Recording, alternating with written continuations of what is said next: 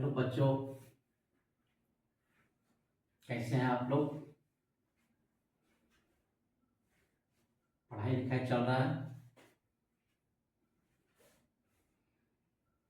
पिछले क्लास में जो डिस्कशन हुआ था वैद्युतशीलता के बारे में, आवेश के गुण के बारे में और कूलम के नियम पर आधारित बल के सूत्र के बारे में। तो पिछले क्लास में जो लास्टली हम लोग कंप्लीट किए थे वो पिछले क्लास का लास्ट जो है ये, जिसमें हम लोगों ने डिस्कशन किया था कि आवेश के गुण के बारे में। पहला तो आवेश संरक्षित रहता है, जिस तरह से ऊर्जा संरक्षित रहता है तो आवेश भी संरक्षित रहता है। इसको ना तो हम लोग उत्पन्न कर सकते हैं ना तो नष्ट कर सकते हैं। यह इलेक्ट्रॉन के रूप में, प्रोटॉन के रूप में हर एक परमाणु में, पूरे ब्रह्मांड में स्थित परमाणु में संरक्षित रहता है। केवल इसका ट्रांसफर करके एक पदार्थ से दूसरे पदार्थ में, एक वस्तु से दूसरे वस्तु में स्थानांतरण इलेक्ट्रॉन का हो सकता है और इस प्रकार उसके स्थानांतरण के कारण वस्तु पर आवेश उत्पन्न होता है। इलेक्ट्रॉन त्याग करने वाला धनावेशित और इलेक्ट्रॉन ग्रहण करने वाला ऋणावेशित होता है। दूसरा हम इम्पॉर्टेंट, ये काफी इम्पॉर्टेंट फैक्ट है और यह जो इम्पॉर्टेंट फैक्ट है, काफी इम्पॉर्टेंट फैक्ट है, ये क्वांटीकरण नियम है जिसमें किसी भी वस्तु पर इलेक्ट्रॉन के पूर्ण संख्या गुणज के रूप में, इलेक्ट्रॉन के पूर्ण संख्या गुणज के रूप में ही आवेश स्थित होता है। पूर्ण संख्या के गुणज के रूप में कहने का मतलब ये हुआ 1 इलेक्ट्रॉन, 2 इलेक्ट्रॉन, 3 इलेक्ट्रॉन, 4 इलेक्ट्रॉन के रूप में, के गुणज के रूप में आवेश स्थित होता है। आज इस पर कुछ हम प्रश्न करके दिखाएंगे। इसी में एक तीसरा पॉइंट और याद रखो जो कि बहुत ज्यादा वो, लेकिन फिर भी बुक्स वगैरह में दिया हुआ रहता है कि आवेश अदिश राशि है। क्योंकि आवेश अदिश राशि है इसलिए यह बीजी योग के नियम का पालन करता है। बीजी योग के नियम का पालन करता है, अलजेब्रिक एडिशन रूल को फॉलो करेगा, बीजी योग के नियम का पालन करता है।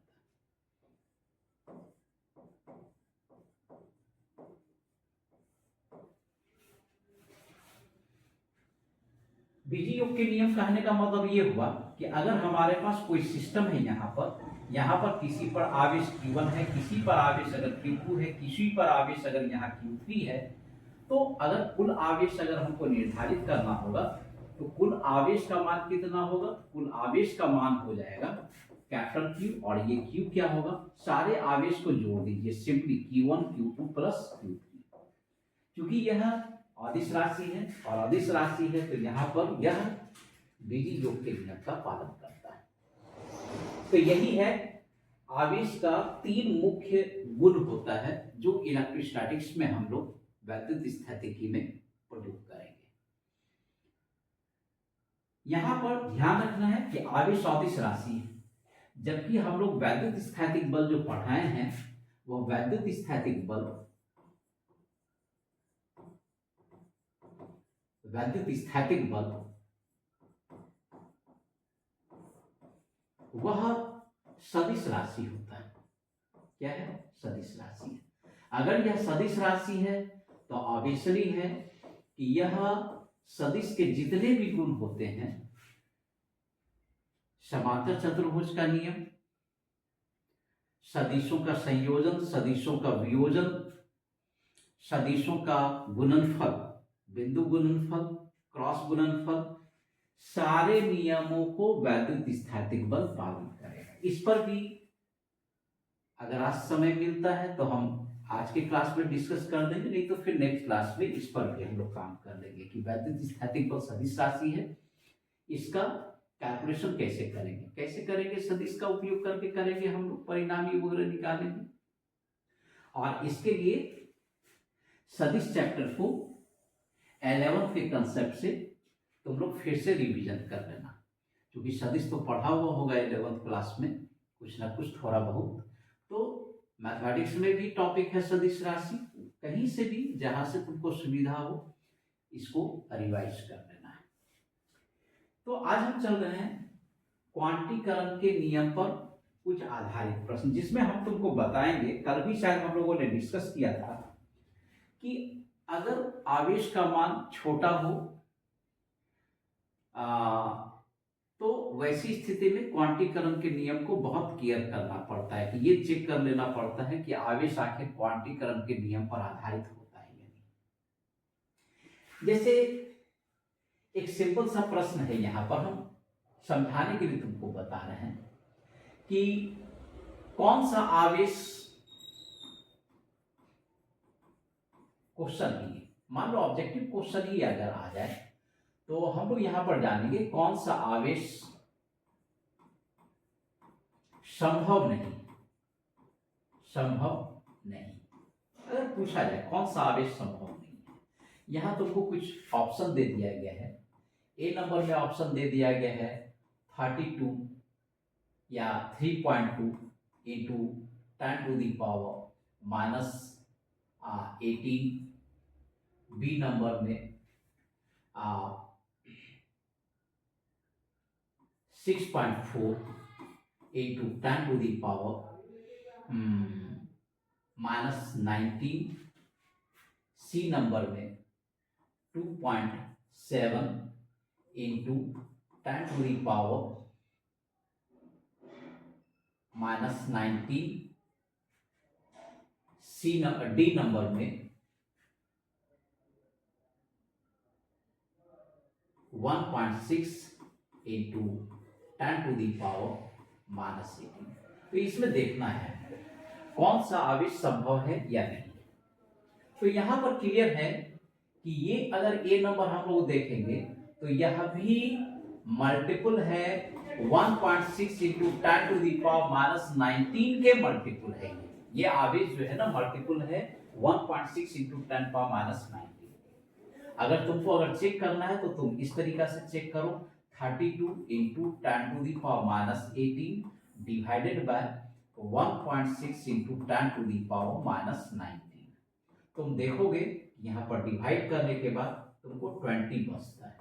इसका मतलब ये हो गया कि यहाँ पर 20 इलेक्ट्रॉन्स का ट्रांसफर हो रहा है, क्योंकि ये सारे आवेश हमको कूलम में दिए हुए, जितने भी आवेश है कूलम में दिए हुए। तो यहाँ पर ये जो हमने सॉल्व किया है, ये हमने सॉल्व किया है Q equal to NE formula लगाकर।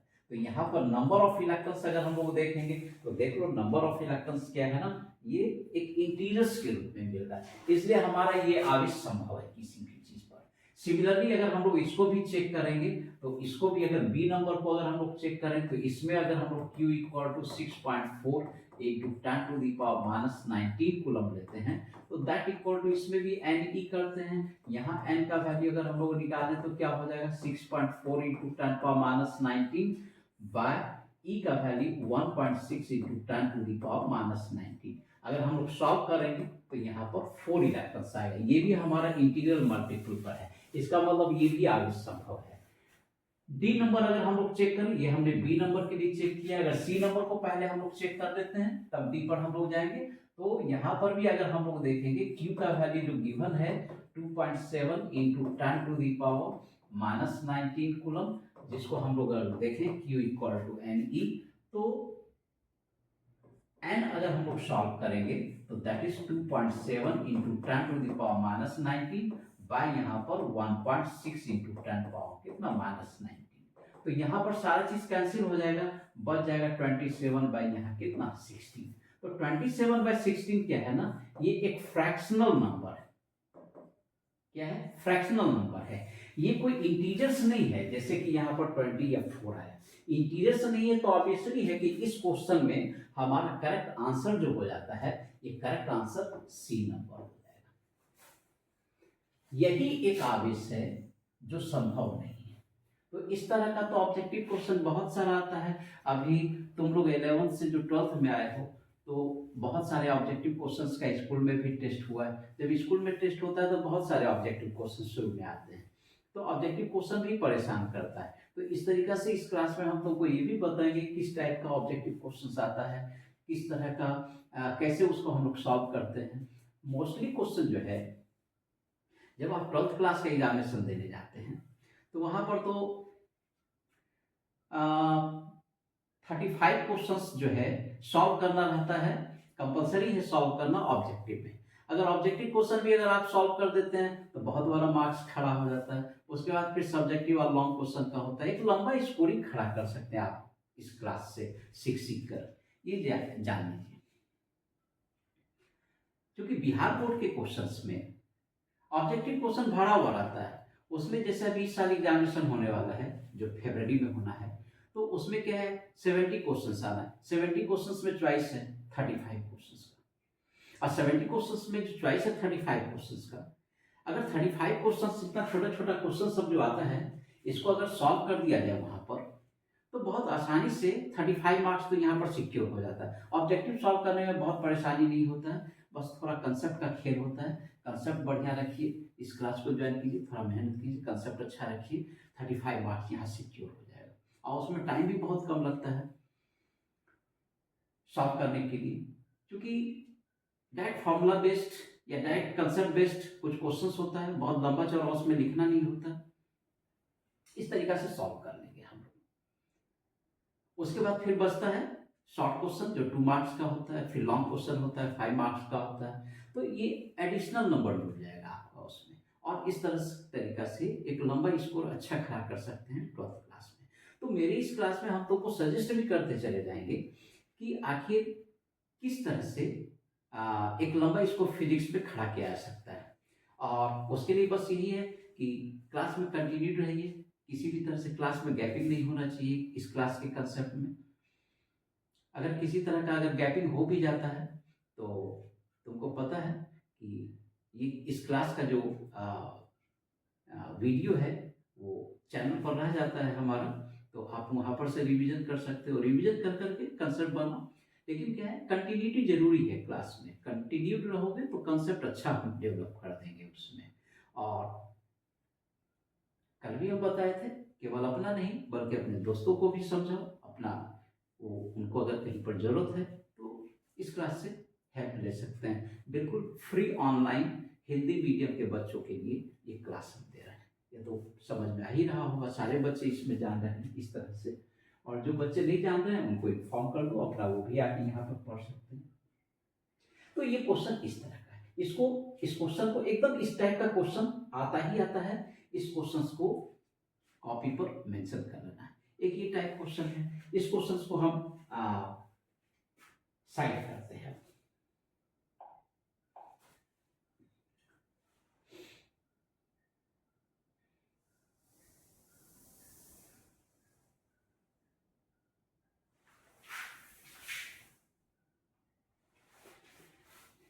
अब सेकंड क्वेश्चन जो हम लोग लेते हैं, सेकंड क्वेश्चन ये है,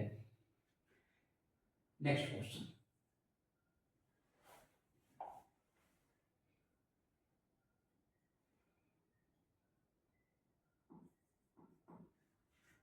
कल भी हम बता रहे थे कि 1 कूलम आवेश भी जो होता है ना वो काफी बड़ा चार्ज होता है। वो सुनने में लगता है कि 1 कूलम आवेश है, लेकिन क्या है 1 कूलम आवेश भी बहुत बड़ा आवेश होता है, उसमें बहुत ज्यादा इलेक्ट्रॉनों की संख्या होती है। अभी हम तुमको दिखा रहे हैं। क्वेश्चन है कि 1 कूलम आवेश में कितने इलेक्ट्रॉन होंगे।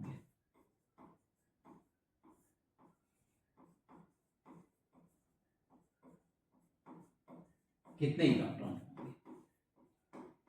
तो इस क्वेश्चन को क्या है ना कि ऑब्जेक्टिव बना करके दिया गया था इस साल 12th वाले लोग। सॉल्व करने का तो तरीका वही होगा, चाहे ऑब्जेक्टिव में रहे या सब्जेक्टिव में रहे। तो तुम सबसे पहले ये देखो कि तुमको कितना आवेश दिया हुआ है, एकदम क्लियर है कि 1 कूलम आवेश दिया। अगर 1 कूलम आवेश दिया हुआ है तो यहां पर हम फॉर्मूला लगा देंगे कितने आवेश होंगे, मतलब नंबर निकालना है तो हम तुमको फॉर्मूला दे चुके हैं, Q इक्वल टू कितना हो जाएगा यहाँ पर बस यही है फॉर्मूला। क्यू का वैल्यू कितना दिया हो, क्यू का वैल्यू तुमको दे दिया है 1, एन निकालना है, और ई का वैल्यू तुमको पता है कि 1.6 into 10 to the power minus 19 होगा। अगर हम लोग यहाँ पर सॉल्व करेंगे अगर हम लोग, तो नंबर हमारा निकल जाएगा 1/1.6 into 10 to the power minus 19। इसको अगर हम लोग सॉल्व करें तो सॉल्व करोगे तो 100 इंटू 10 टू दी पावर 18 बच जाएगा, बाय यहाँ पर 16 इक्वल टू, अगर हम लोग डिवाइड कर दें 6.25 इंटू 10 टू दी पावर 18। तो हम तुमको बताया कि चूंकि 1 कूलम आवेश है तो ये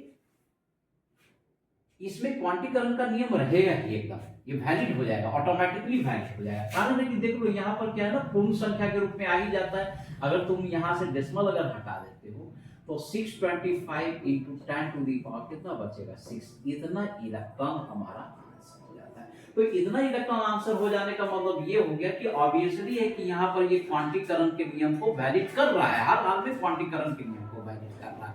और क्वांटीकरण का नियम अगर वैलिड है तो यहाँ पर हमको पूर्ण संख्या के रूप में मिलेगा ही यहाँ पर। और इस तरह से हम कह सकते हैं कि 1 कूलम आवेश में एकदम डायरेक्ट याद रखना है 625 into 10 to the power 16 electron, 625 into 10 power 16 electron रहता है। तो क्वांटिटी हो गया 625 पर 16 जीरो डाल दो, तो उतना 16 जीरो डालने का तो फैशन है नहीं, बल्कि फैशन हमारा लिखने का इस तरीका का है 6.25 into 10 to the power 18। Basically हमारा आंसर देने का साइंटिफिक वे यही है, ये हमारा बिल्कुल करेक्ट आंसर है।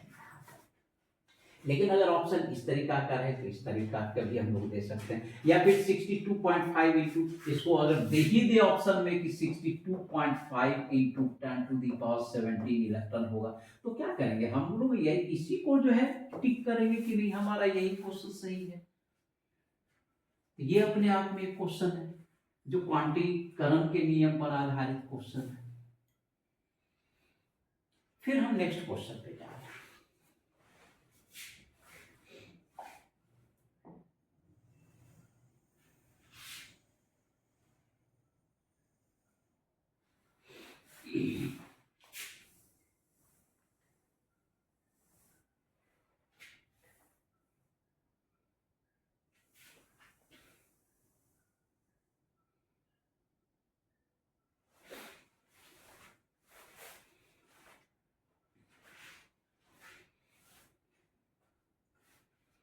अब हम अगला जो क्वेश्चन हम लेके जा रहे हैं वो हम बल पर आधारित क्वेश्चन लेके जा रहे हैं, वैद्युत स्थैतिक बल। और जो अभी हम बताएं कि वेक्टर का हम लोग यूज करते हैं उसमें, तो किस तरह से वेक्टर का यूज करते हैं देखो हम दिखा रहे हैं। एक क्वेश्चन है यहां पर, क्वेश्चन कि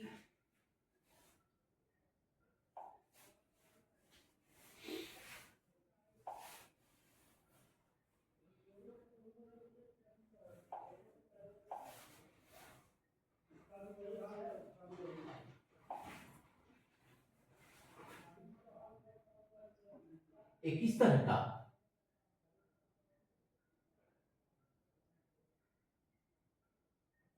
कोई शेप दे दिया गया, कलर चेंज कर देते हैं इसका, शायद दिखेगा नहीं ये कलर, तो हम लोग कलर चेंज कर देते हैं इसका।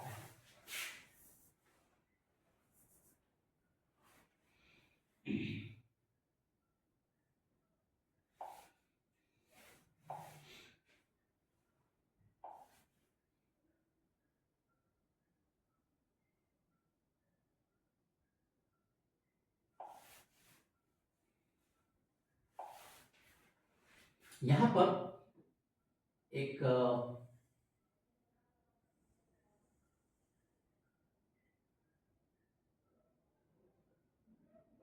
चार आवेश दिए गए हैं और इस चारों आवेश को वर्ग के चार कोनों पर रखा गया है। ये आवेश जो है हमारा चार आवेश दिए गए हैं, चारों आवेश को वर्ग के चार कोणों पर रखा गया है और चारों आवेश का मान जो दिया गया है capital Q, capital Q, capital Q, capital Q. Side जो दिया गया है वर्ग का वो साइड ए दिया गया है, कुछ नहीं कहेगा। यहां पर किसी एक आवेश पर क्रियाशील क्वेश्चन है, किसी एक आवेश पर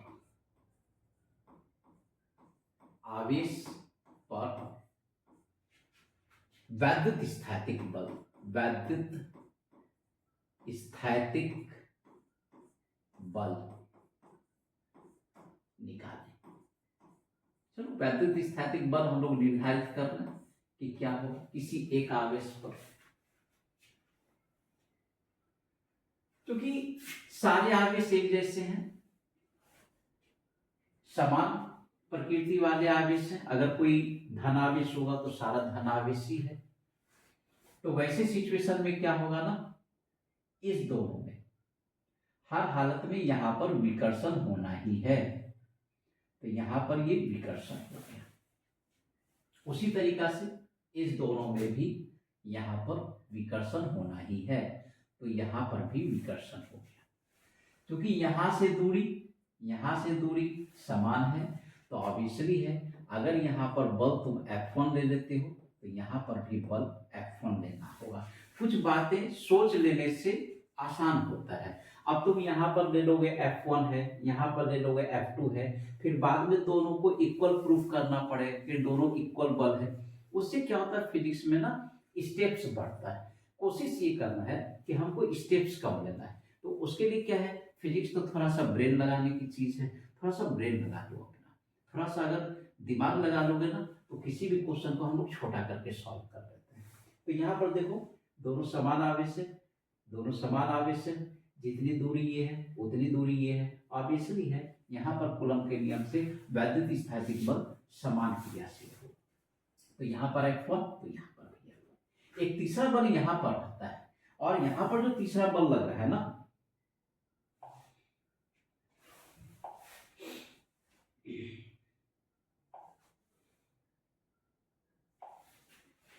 तीसरा बल यहां से जो लगेगा, तीसरे को हम दूसरे तरीका से दूसरे तरह से दिखा के यहां दिखा रहे हैं। तीसरा बल ऑब्वियसली कि इस दिशा में विकर्षण लगना, ये तीसरा बल लग गया। और ये जो तीसरा बल लगा ना, यहां पर ये बल F2, ये बल क्या हो गया F2 लग गया। श्योर है कि यहां पर ये भी कोण जो दिया हुआ है ये तुम्हारा 45 डिग्री काम करेगा, और यह भी जो एंगल दिया हुआ है ये भी तुम्हारा 45 डिग्री ही लगना है।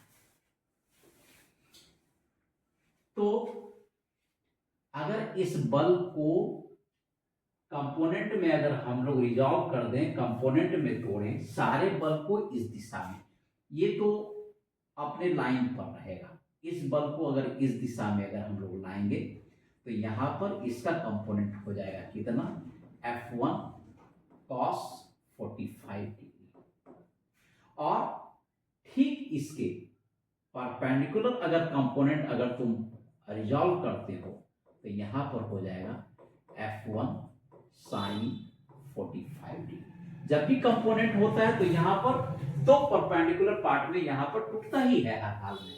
तो इधर ये F बीच में है, इधर F1 sin 45 डिग्री और इधर F1 cos 45 डिग्री। सिमिलरली इसको भी तोड़ेंगे तो इधर F1 cos 45 ही जाएगा, तो यहाँ पर ट्वाइस F1 cos 45 डिग्री होगा, जबकि इसके इधर अगर हम लोग रिजॉल्व करते हैं तो यहाँ पर हो जाएगा F1 sin 45 डिग्री। अब क्या है, क्योंकि ये दोनों बराबर और विपरीत बल है, तो बराबर और विपरीत बल है तो दोनों एक दूसरे को क्या करेगा, कैंसिल आउट कर दिया, खत्म हो गया।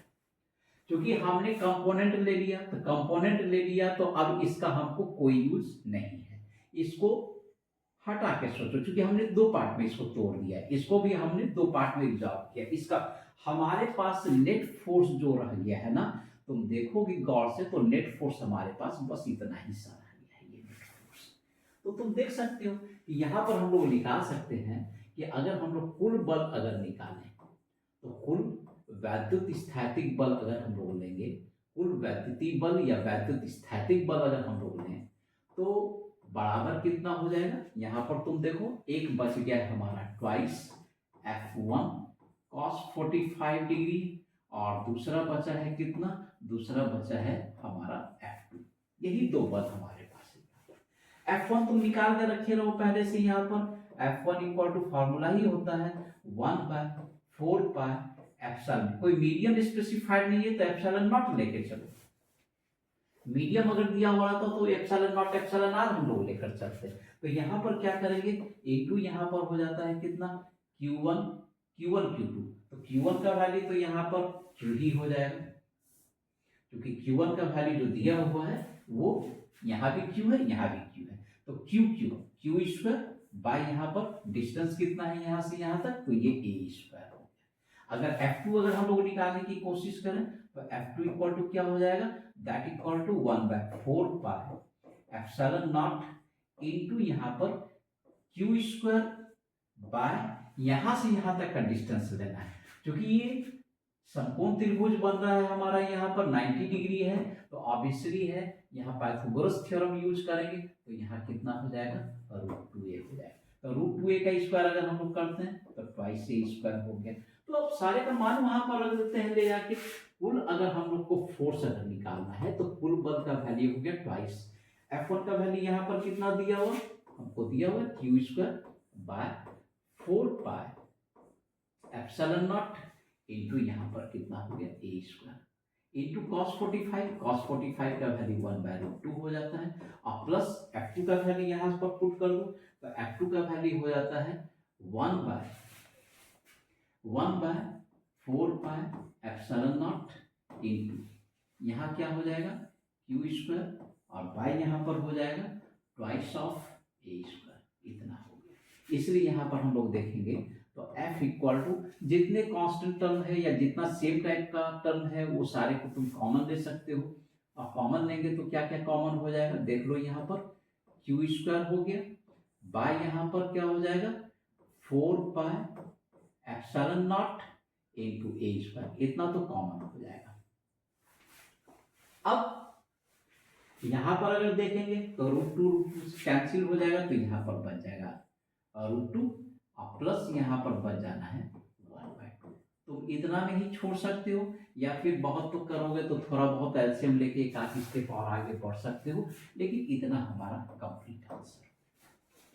इस तरीका से हम तुमको दिखाए कि ये जो हमने इलेक्ट्रोस्टैटिक फोर्स निकालने के लिए, वैद्युत स्थैतिक बल निकालने के लिए जो यहाँ पर हम दिखाए तुमको कि कंपोनेंट लिए, ये कंपोनेंट लेना तभी संभव हो सका है जबकि बल एक सदिश राशि है, और तभी सदिश राशि है तभी हमने परिणाम ही निकाला। और आवेश अगर केवल रहता तो वो अदिश राशि है, सिंपली जोड़ करके हम लोग निकाल लेंगे। लेकिन यहाँ पर याद रखो ये तो तुमको 11th क्लास से ही चला आ रहा है, बल्कि बल के बारे में तो कंसेप्ट 7th 8th क्लास में शुरू हो जाता है। वहीं से बता दिया जाता है कि फोर्स जो है, बल जो है वो एक सदिश राशि है। तो 11th क्लास में सदिश को काफी डिटेल से पढ़ाया गया, तो वहां पर से ये बता दिया गया क्योंकि ये सदिश राशि है इसलिए यहाँ पर क्या होगा, इसका वियोजन क्रिया हम लोगों ने किया है जिसको हम लोग रिजोल्यूशन ऑफ वेक्टर कहते हैं, और फिर रिजल्टेंट निकालने के लिए हमने संयोजन किया, मतलब हमने एडिशन कर दिया है, करके हम लोगों ने निकाल दिया। तो इस टाइप का ही क्वेश्चन बनाने का मेथड इसी तरीका का होता है। ये सारे बेसिक कुछ क्वेश्चंस हैं जो कि आज हमने तुमको थ्योरी के बाद दो फॉर्मूला अभी तक इलेक्ट्रोस्टैटिक्स में हमने निकाला। कौन कौन सा दो फॉर्मूला था, एक तो क्वांटीकरण का formula Q equal to N E formula आया था वो, और दूसरा फॉर्मूला क्या है कि वैद्युत स्थैतिक बल, ये दो फॉर्मूला हमने निकाला था। तो दोनों पर बेस्ट क्वेश्चन को आज हमने कुछ समझाया। फिर कल के क्लास में नेक्स्ट क्लास में जो होगा फिर कुछ क्वेश्चंस हम तुमको बनाएंगे। पहले इतना का प्रैक्टिस करो, प्रैक्टिस करके फिर नेक्स्ट क्लास में हम इसको बताएंगे, फिर तुम देखना। प्रैक्टिस तो बहुत ज्यादा जरूरी है, बिना प्रैक्टिस का फिजिक्स में कुछ संभव नहीं। इसके अलावे भी तुम अपने बुक से प्रैक्टिस कर सकते हो। बुक्स में भी डिफरेंट डिफरेंट टाइप्स का क्वेश्चन रहता है। तो वैद्युत स्थैतिक बल आवेश वाला चैप्टर निकाल लो, जो भी तुम्हारे पास बुक है उस बुक से तुम काम कर सकते हो। इसके अलावा अगर कोई प्रॉब्लम हो तो मेरे कमेंट बॉक्स में लिखना। तुमको आज का न्यूमेरिकल क्लास कैसा लगा, कम से कम इतना तो कमेंट लिखो ही। इतना में कंजूसी नहीं करना है, ताकि हम भी तुम्हारे से इंटरेक्ट होके और जहाँ पर प्रॉब्लम होगा उसको हम लोग हटाने की कोशिश करेंगे। ठीक है, कमेंट जरूर किया करो कुछ। मेरे लिंक पर से भी जुड़े हुए हो तुम, मेरे लिंक पर भी जा सकते हो। पर्सनली हमको जो है कमेंट दे सकते हो तुम मेरे लिंक पर जाकर, चूंकि तुम लोग को तो हम लिंक से जोड़े हुए हैं अपने। तो जरूर कुछ ना कुछ कमेंट दो कि आज का न्यूमेरिकल क्लास कैसा लगा, थ्योरी क्लास कैसा लगा। और जितने भी बच्चे आप लोग देख रहे हैं, कम से कम चैनल को जरूर सब्सक्राइब कर लीजिए, जरूर उसको सब्सक्राइब करके रखिए, ताकि जब भी हम क्लास दें तो वो नोटिफिकेशन के जरिए आपको पता चल जाए। ठीक है, तो आज का क्लास इतना ही रहेगा। ओके।